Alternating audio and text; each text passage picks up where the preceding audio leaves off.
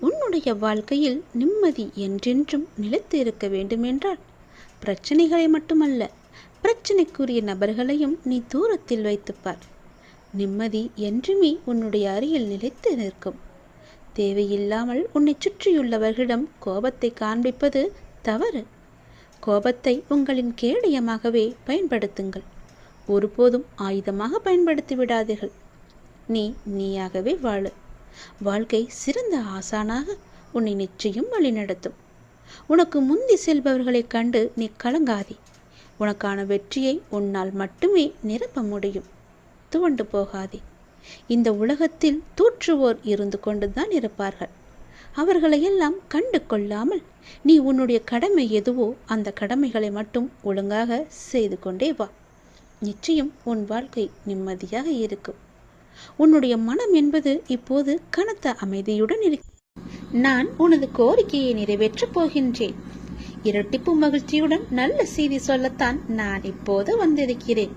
நீ இதை கேட்கும் நொடியே நீயும் உன் இல்லமும் சுபிட்சம் அடைய போகிறது. மகிழ்ச்சியும் கிடைக்கப் போகிறது. நீ விரும்பியது எல்லாம் உனக்கு கிடைத்து கொண்டே இருக்க போகிறது. அப்பா உனக்கு நல்ல செய்தி சொல்ல வந்திருக்கிறேன். மன மகிழ்ச்சியுடன் சந்தோஷமாகவே இருக்கேன். நீ வாழ்ந்து கொண்டிருக்கும் இந்த தற்போதைய வாழ்க்கை நான் உனக்கு கொடுத்தது. இதில் நீ அனுபவிக்கும் அத்தனையுமே நான் உனக்கு ஆசீர்வதித்து கொடுத்தது. இதை நீ எப்போதும் ஒரு நாளும் மறக்க கூடாது. இதை நீ புரிந்து கொண்டால் மறுகணமே உனது கண்கள் முன்பு நான் தோன்றுவேன்.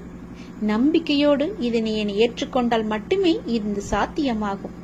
உன்னை தேடி உனது இல்லம் நாடி உன்னுடன் சேர்ந்து சாப்பிடுவதற்கு நான் வந்து கொண்டே இருக்கின்றேன். எனக்கு பிடித்த உணவை தயார் செய்து வை. உன் வீட்டில் வந்து தங்கி அதை நான் உண்ண போகின்றேன். உன்னை நீ தயார்படுத்திக்கொள். எனது பரிபூரண ஆசீர்வாதம் உனக்கு கிடைக்கப் போகின்றது. அளவில்லாத மகிழ்ச்சி உனக்கு கிடைக்கப் போகின்றது. எனது காலடி படும் நேரம் உன்னுடைய வீடும் நீயும் சுபிட்சம் அடைய போகின்றாய். இதுவரை இல்லாத அளவு பெருமளவு இரட்டிப்பு மகிழ்ச்சியுடன் நீ சந்தோஷமாகவே வாழப் போகின்றாய். நீ என்னிடத்தில் வைத்த கோரிக்கைகள் எதுவாக இருந்தாலும் அது நிச்சயம் நிறைவேறப் போகின்றது. நீ விரும்பியது எல்லாமே உனக்கு கிடைக்கப் போகின்றது. உன்னை பார்த்து ஏளனமாக சிரித்தவர்கள் எல்லாம் உன்னை பார்த்து வியக்கும் வண்ணம் நான் உன்னை உயர்த்தி வாழ வைக்கப் போகின்றேன். நடப்பது இனி நடக்கப் போவது இதுவரை நடந்தது எல்லாமே என்னுடைய அனுகிரகத்தால் தானே, என்னுடைய துணையால் தானே, என்னுடைய லீலைகள் தானே. அப்படி இருக்கும்போது இனி நடப்பதும் நீ நடந்து கொண்டு இருப்பதும் எல்லாமே என்னுடைய நன்மைகளாக மட்டுமே உனக்கு இருக்கும். நடத்ததும் நடத்த போவதும் நீ நடப்பவை அனைத்துமே நன்மை தருவதாக மட்டுமே இருக்கும். நம்பிக்கை உன்னிடத்தில் தொடங்கும் போது உன்னை நோக்கி துன்பம் வரவே செய்யாது.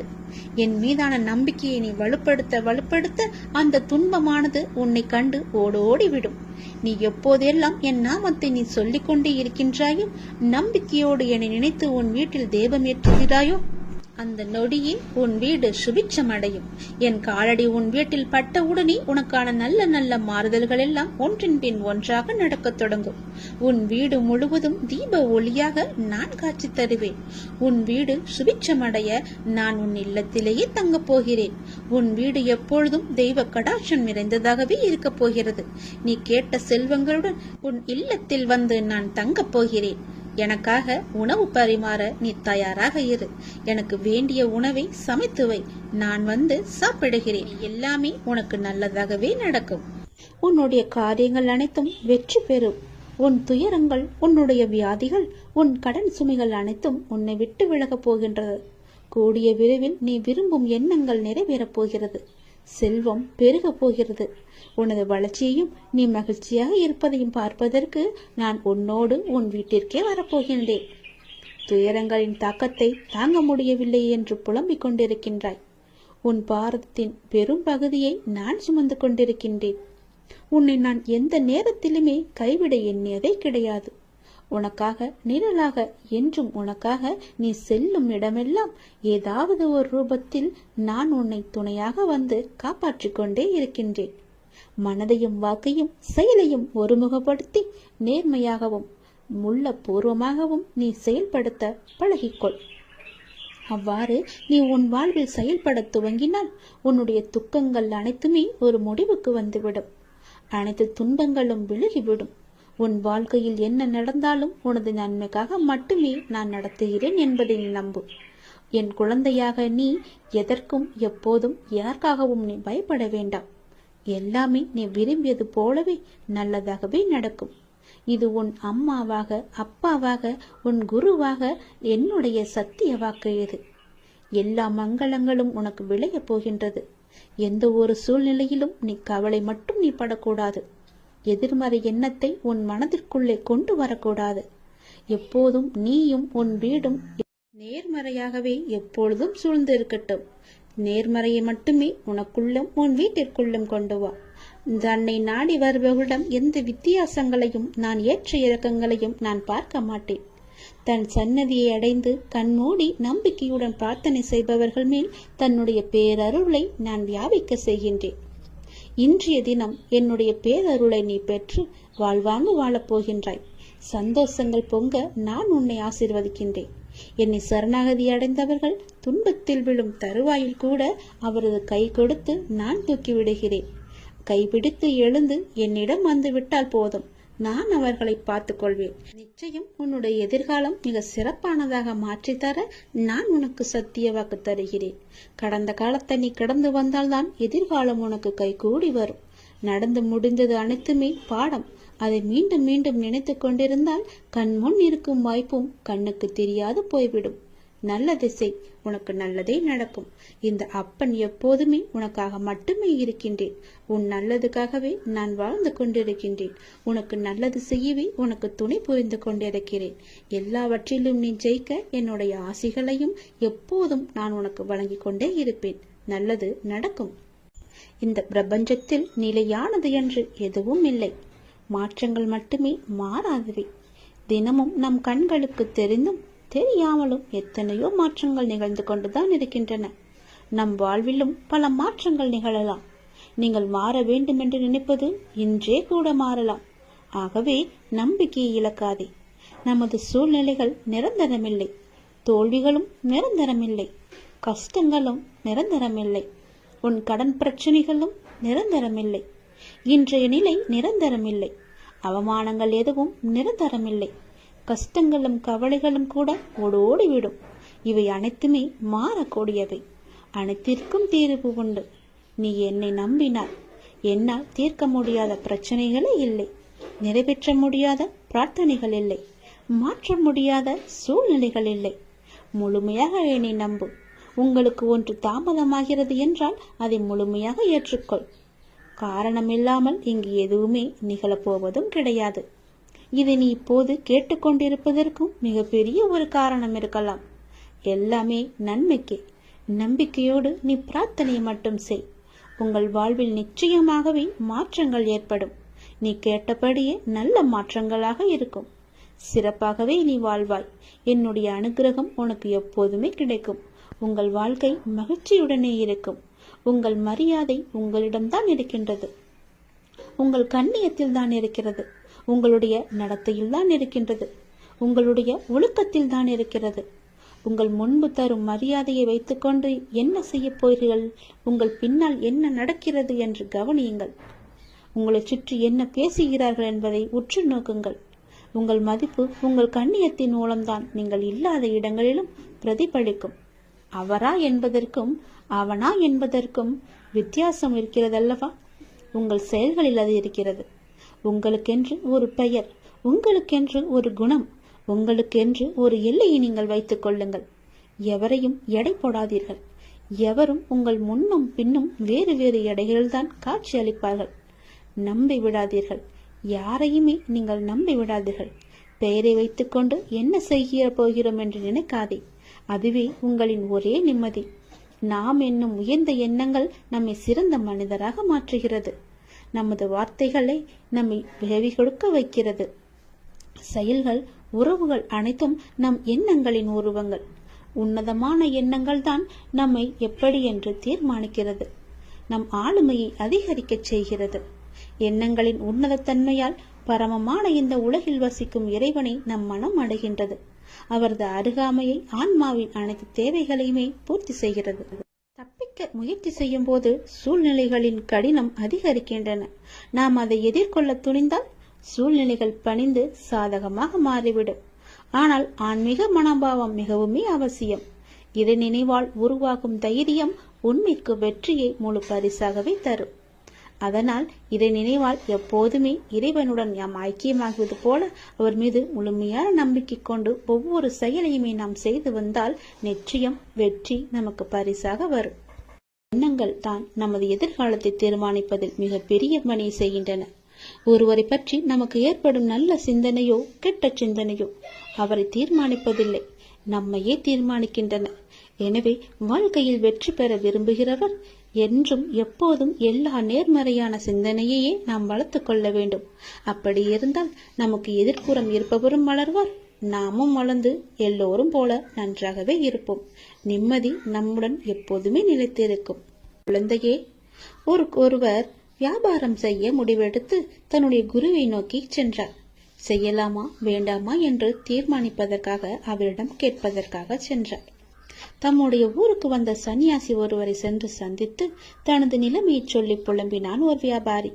நீ வியாபாரம் செய்ய வேண்டும் என்று முடிவு செய்தது தவறல்ல, என்ன வியாபாரம் செய்ய வேண்டும் என்று முடிவு செய்ததுதான் தவறு.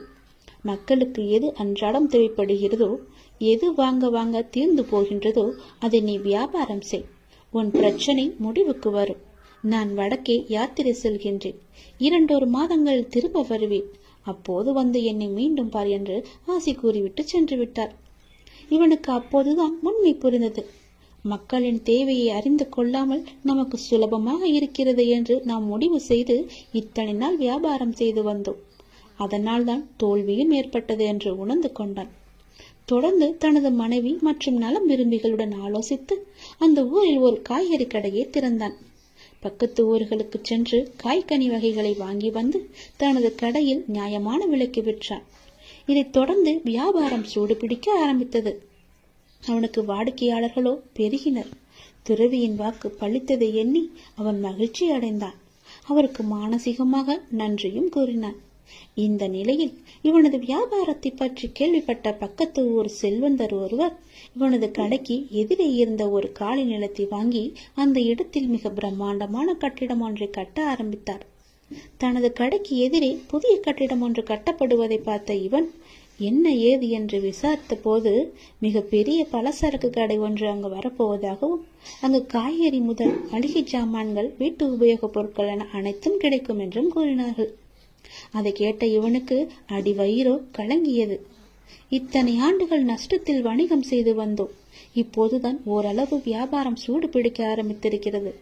இந்த நிலையில் இப்படி ஒரு போட்டியா? நான் என்ன செய்வேன் என்று தத்தளித்தான். இந்த கடை கட்டி முடிக்காவிட்டால் எல்லோரும் இதற்குதானே செல்வார்கள். என் கடையை யார் எட்டி பார்ப்பார்கள்? இறைவா, இது என்ன சோதனை என்று கலங்கி தவித்தான். இந்த நிலையில் அந்த சன்னியாசியும் தனது யாத்திரை முடித்து திரும்பினார். அவரிடம் சென்று நடந்ததை விளக்கி, நான் இப்போது என்ன செய்ய வேண்டும் என்றார். ஒன்றும் வேண்டாம், நான் சொல்வதை போலவே செய். தினமும் காலை உன் கடையை திறக்கும் போது இன்று எனக்கு வியாபாரம் நன்றாக நடக்க வேண்டும் என்று கடவுளை பிரார்த்தனை செய். அப்படியே எதிர்ப்புறமும் திரும்பி அந்த புதிய கடையிலும் நன்றாக வியாபாரம் நடக்க வேண்டும் என்று பிரார்த்தனை செய். ஒப்புக்காக பிரார்த்திக்காமல் மானசீகமாக அதை விரும்பு. நல்லதே நடக்கும் என்றார். என்ன இப்படி சொல்கிறீர்களே என்று அவரும் ஒரு நிமிடம் குழம்பி போனார். என்னது, எனது போட்டியாளரும் நன்றாக இருக்க வேண்டும், அவருக்கும் நன்கு வியாபாரம் நன்கு நடக்க வேண்டும் என்று பிரார்த்திப்பதா என்று கேட்டார். ஆமாம், நீ அவருக்கு கூறும் ஒவ்வொரு வாழ்த்தும் நல்ல எண்ணமும் உனக்கே பன்மடங்காக திரும்ப வரும். அதே போல அவருக்கு நீ தீமை நினைத்தால் அதுவும் உனக்கே திரும்ப வரும் என்றார். அதே போல அவர் எங்கேனும் சந்திக்க நேர்ந்தால் ஒரு போட்டியாளரை பார்ப்பது போல் பார்க்காது, ஒரு நண்பரை நலம் விரும்பியை பார்ப்பது போல பார்த்து ஒரு புன்னகை செய் என்றார். அந்த சன்னியாசி மீதும் அவரது வார்த்தைகள் மீதும் இவனுக்கு பெரும் மதிப்பு உண்டு என்பதால் அவள் கூறியதைப் போலவே தினமும் முழு மனத்துடன் தனக்காகவும் அந்த எதிர்கடைக்காரருக்காகவும் பிரார்த்தனை செய்து வந்தார். அந்த எதிர்கடைக்காரரை பார்க்கும் போதெல்லாம் புன்னகை செய்தும் வந்தான். இதன் பயனாக நாளடைவில் இருவரிடமும் ஒருவித நட்பு ஏற்பட்டுவிட தனது கடைக்கு காய்கறிகளை கொள்முதல் செய்யும் பொறுப்பை இவரிடம் விட்டுவிட்டார் அவர். விளைவு, இவனுக்கு பன்மடங்கு வியாபாரம் கிடைத்தது. நாளடைவில் இவன் கடையும் வளர்ந்து ஒரு மிகப்பெரிய காய்கறி சந்தையாகவே மாற்றிவிட்டான். ஒரு நேர்மறையான அணுகுமுறை, மனோபாவம் எந்த அளவு அவரது வாழ்க்கையை மாற்றியிருக்கிறது என்று பாருங்கள். நாம் இந்த உலகத்தில் தனியாக இல்லை. ஒவ்வொரு விஷயமும் ஒன்றுக்கொன்று பிணிந்தவைதான். நமது தான் நமது எதிர்காலத்தை தீர்மானிப்பதில் மிக பெரிய பணியை செய்கின்றன. ஒருவரை பற்றி நமக்கு ஏற்படும் நல்ல சிந்தனையோ கெட்ட சிந்தனையோ அவரை தீர்மானிப்பதில்லை, நம்மையே தீர்மானிக்கின்றன. எனவே வாழ்க்கையில் வெற்றி பெற விரும்புகிறவர் என்றும் எப்போதும் எல்லா நேர்மறையான சிந்தனையையே நாம் வளர்த்து கொள்ள வேண்டும். அப்படி இருந்தால் நமக்கு எதிர்ப்புறம் இருப்பவரும் வளர்வார், நாமும் வளர்ந்து எல்லோரும் போல நன்றாகவே இருப்போம். நிம்மதி நம்முடன் எப்போதுமே நிலைத்திருக்கும். உன் மீது எனக்கு இருக்கும் அன்பானது எல்லையே இல்லாதது. நீயே என்னை மறந்தாலும் நான் உன்னை மறக்க மாட்டேன். நீயே என்னை விட்டு விலகிச் சென்றாலும் நான் உன்னை விட்டு விலகிச் செல்லவே மாட்டேன். நீ எனக்கு எவ்வளவு முக்கியம் என்று எனக்கு மட்டும்தான் தெரியும்.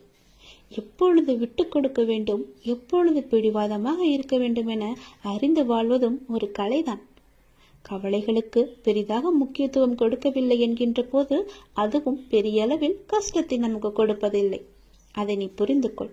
கடந்த காலகட்டத்தில் தவறாக எடுத்த பல முடிவுகளின் விளைவுகள் தான் நிகழ்காலத்தில் நிதானமாக முடிவுகளை எடுக்க நமக்கு நிர்பந்திக்கும். அதை நீ யோசித்து வைத்துக்கொள். மன அமைதி வேண்டுமானால் எவருடைய வார்த்தைக்கும் நீ மறுத்து பேச வேண்டாம். அமைதியாக இருந்தாலே போதும். சிறிது காலமாக உனக்குள் இருந்த மனப்போராட்டத்திற்கு இப்போது விடை கிடைக்கும் நேரம் வந்துவிட்டது. அதற்கான விடையை தேடி நீ எங்கும் போக வேண்டாம். அதுவே விடை தேடி வந்து கொண்டிருக்கிறது. இதை நோக்கி உன்னை வேண்டி என்னிடம் வந்து நின்றாயும் அதனை உனக்கு அள்ளித்தர நான் வாழ்ந்திருக்கிறேன். மன நிறைவுடன் நான் அள்ளி அள்ளி கொடுப்பதை நீ பெற்றுக்கொள். நீ வாழ்ந்த இந்த வாழ்க்கையில் பலவற்றை நீ இழந்து விட்டாய். ஆனால் இன்று இழந்ததை புதுப்பித்து கொடுக்க நான் வந்திருக்கின்றேன். தன்னை பற்றி பிற நல்விதமாகத்தான் நினைக்க வேண்டும் என்பதை நீ எப்பொழுதும் விரும்பக்கூடாது. உன்னுடைய இயல்பு மாறாமல் நீ இரு. படைத்தவருக்கு தெரியும் யார் சிறந்தவன் என்று. தனிமையில் அழுகை, காரணம் தெரியாத சோகம், நலமா என கேட்டால் கொட்டிவிட தயாராயிருக்கும் கண்ணீர், அத்தனையில் இருந்தும் நான் உன்னை கண்டிப்பாக விடுவிப்பேன். நான் உனக்கு துணையாக இருக்கின்றேன். கதறி அழுதது எல்லாம் போதும். கதறி அளவு முடியாமலும் கண்ணீரை அடக்க முடியாமலும் எதையோ நினைத்து சந்தேகத்தில் பயந்து கொண்டே இருக்கின்றாய். வீதியில் நீ கடந்து சென்ற பாதையை நான் நிச்சயம் அறிவேன். உனக்கான நல்ல காலம் நெருங்கிவிட்டது தங்கமே. விரைவில் உன் நலம் நிச்சயமும் கிடைக்கும். இழந்தது எதுவாக இருந்தாலும் அதை பற்றி நீ பயப்படாதே. அதை விட மிக பெரிதாகவே சிறந்ததாகவே பல மடங்கு நன்மையுடன் உனக்கு கிடைக்கும்படி நான் அருள் புரிகிறேன். நிச்சயம் கிடைக்கவும் செய்வேன். எதை பற்றியும் சிந்திக்காதே, நல்லது மட்டுமே நினை. உன் வாழ்வில் பல நல்ல நல்ல அற்புதங்கள் மாற்றங்கள் எல்லாம் நடக்கப் போகின்றது. என்னை சரணாகதி அடைந்தவர்கள் துன்பத்தில் விழும் தருவாயில் எனது 4 கரங்களையும் கொடுத்து அவனை மேலே எழச் செல்வேன். நான் அவனை முழுமையாக கண் இமை காப்பது போல காத்து கொண்டிருக்கிறேன். இந்த அப்பா நான் உனக்கு துணை இருக்கும் போது என்னை மீறி உன்னை எதுவுமே நெருங்காது. இறைவா, நடத்தியதும் நீ, நடத்தப் போவதும் நீ. இனி நடப்பவை அனைத்தும் நன்மையாக தருவதாக இருக்கட்டும் என்று நீ என்னிடம் கேட்டாய் அல்லவா? அது நடக்கப் போகிறது.